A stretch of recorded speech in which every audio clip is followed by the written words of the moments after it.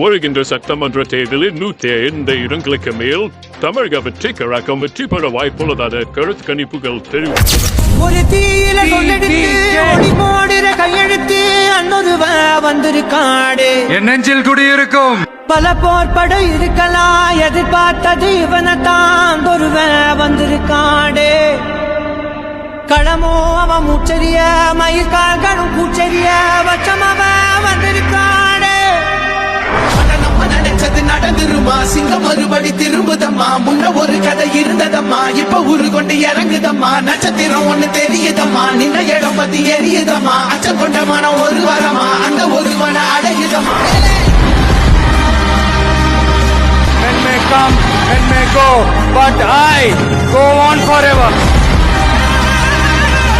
அரசியல் சூறாவளியையும் தேர்தல் சுனாமியையும் தடுப்பார் எவர்.